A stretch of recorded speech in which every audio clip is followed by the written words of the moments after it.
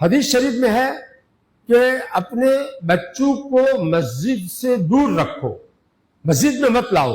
جنبوا مساجدکم صبیانکم ومجانینکم، تم اپنے چھوٹے ناسمجھ بچوں کو اپنی مسجدوں سے الگ رکھو، مسجدوں میں مت آنے دو، اور اپنے پاگلوں کو بھی مسجد میں مت آنے دو، ورنہ وہ دھمال کریں گے اور نماز خراب کریں گے. اسی طرح بچہ بھی جو ہے نادان ہے تو لوگوں کی نماز خراب کرے گا، بولے گا اور پتہ نہیں مسجد ناپاک کرے گا. یہاں بہت سے لوگوں کے ذہن میں شیطان نے یہ پٹی ڈال رکھی ہے کہ یہ چھوٹے بچوں کو ہم مسجد میں نہیں لائیں گے تو یہ بڑے ہو کر مسجد سے بہت دور رہیں گے، مسجد سے بہت دور رہیں گے. یہ مسجد میں آنے کے لیے ان کو ابھی سے مانوس کرنے کے لیے ہم لاتے ہیں. یہ یہاں کے مانگرول والوں کا عام ذہن ایسا ہے. ایک صاحب نے مجھے صاف الفاظ میں یہ بات بھی کہی کہ بچوں کو نہیں لائیں گے تو یہ بڑے ہونے کے بعد دور رہیں گے مسجد سے. میں نے ان کو سمجھایا یہ تمہاری سوچ ہے، اور یہ تمہاری سوچ نبی کی سوچ کے خلاف ہے اور نبی کا حکم کے خلاف ہے. نبی کا حکم یہ ہے کہ اپنے چھوٹے بچوں کو مسجد میں مت لاؤ. جنبوا مساجدکم صبیانکم، حکم دیا ہے ہمارے نبی صلی اللہ علیہ وسلم نے کہ اپنے چھوٹے بچوں کو مسجد میں مت لاؤ. یہ حکم جو ہے اللہ کی طرف سے انہوں نے دیا ہے، اپنی طرف سے نہیں دیا ہے. تو نبی کے حکم کے خلاف تمہاری جو سوچ ہو تو وہ سوچ کیسے صحیح ہوگی؟ پھر میں نے ان کو اچھی طرح سے سمجھایا. میں نے کہا دیکھو یہ چھوٹے بچے جو ہے وہ جب کچھ مسجد کا ادب نہیں جانتے ہیں اور جو پاکی ناپاکی کے مسائل جانتے نہیں ہیں تو مسجد میں آئیں گے تو جو ہے جگہ وضو کی جگہ جو ہے وہ ناپاک کر دیں گے، ان کا پیر ناپاک ہوگا اور دھو نہیں سکیں گے، اور تر کر کے جو خشک تھا اس کو تر کر کے جگہ ناپاک کر دیں گے. تو کیا ہوگا پھر؟ بڑوں کی نماز نہیں ہوگی. نماز بچے بڑے پڑھ رہے ہیں اور وہ پیچھے وہ شور کریں گے. آج کا واقعہ ایک صاحب نے سنایا کہ ایک مسجد میں بچے نے پاخانہ کر دیا. بہت تکلیف، ان کو کیسی تکلیف ہوئی ہوگی. یہ یہاں تک نظر جو ہے نبی کی پہنچ سکتی ہے کہ ایسے چھوٹے بچوں کو مسجد میں لانے کا کیا نقصان ہے. نبی کی اور اللہ تعالیٰ نے نبی کے ذریعے سے ایک پیغام دیا ہے.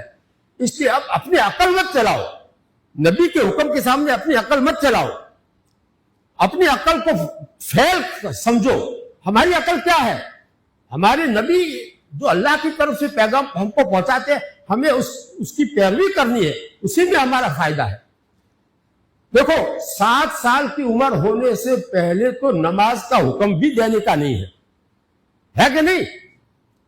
اب تم کو اپنے بچوں کی عمریں معلوم ہونی چاہیے، اور وہ بھی اسلامی اعتبار سے معلوم ہونی چاہیے کہ اسلامی تاریخ، اسلامی مہینہ لکھ کر کے رکھنا چاہیے کہ اس کے ہمارا یہ مصطفیٰ جو تراویح پڑھاتا ہے جب وہ 6.5 سال کا ہوا، میں نے تاریخ لکھی ہوئی ہے، تو وہ دوسرے بچوں کے ساتھ مسجد میں آنے کا اس کو شوق ہوا.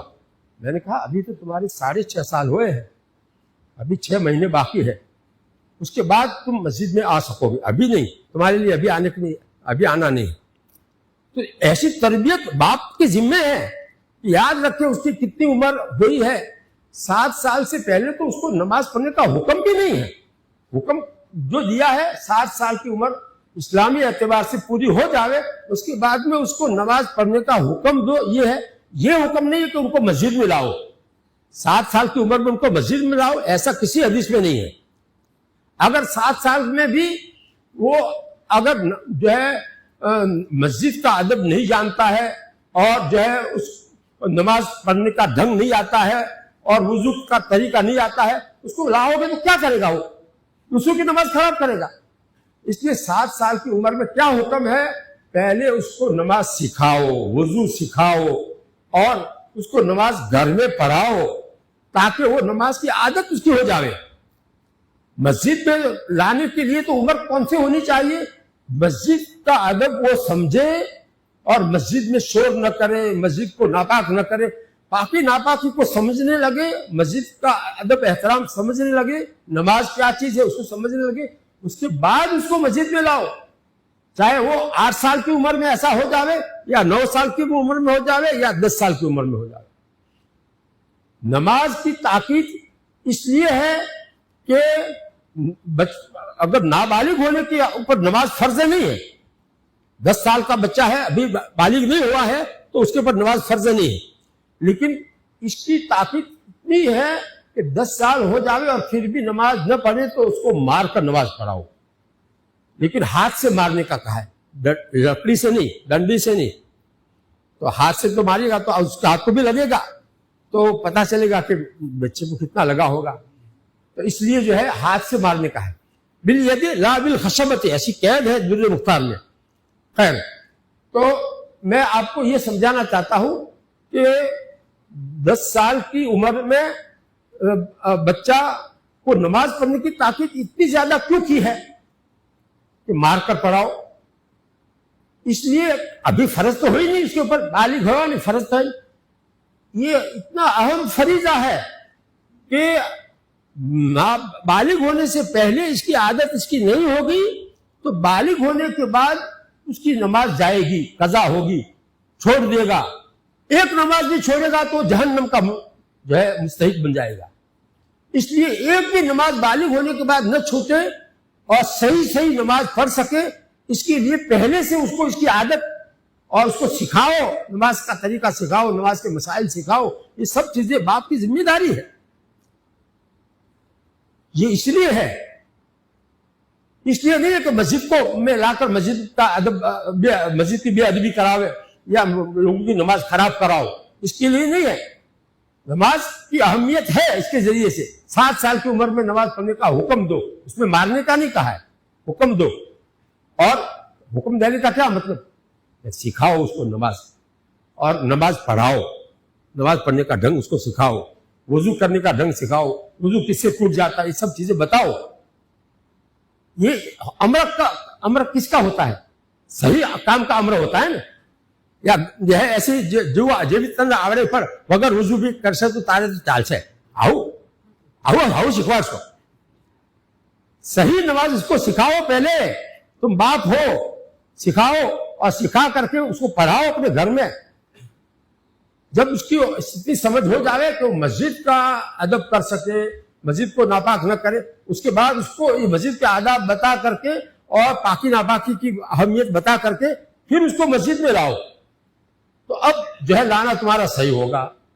چاہے وہ 8 سال کی عمر کا ہو جائے یا 9 سال کی عمر کا ہو، سمجھدار ہو گیا، اب اس کو سمجھا کر کے پھر لاؤ. یہ ترتیب ہے. اللہ تعالی ہم سب کو صحیح سمجھ عطا فرمائے. حدیث کے سامنے عقل چلانے کا کیا مطلب ہے؟ مسائل میں آدمی عقل چلاوے. ارے جو مسائل ہے قرآن و حدیث سے نکالے ہوئے ہیں، قرآن و حدیث کی بات ہے، وہ اس میں آدمی اپنی عقل چلاوے تو یہ آدمی جو ہے گمراہ کہلائے گا. بہت سے لوگ جو گمراہ ہوئے ہیں وہ اسی طرح سے گمراہ ہوئے ہیں کہ حدیث کے سامنے اپنی عقل چلاتے ہیں اور حدیث کو نہیں مانتے، عقل میں نہیں آتی اس لیے حدیث کو نہیں مانتے، منکرین حدیث ہو گئے وہ. اللہ تعالی ہم سب کو ایسی گمراہی سے بچاوے. وآخر دعوانا ان الحمد للہ رب العالمین.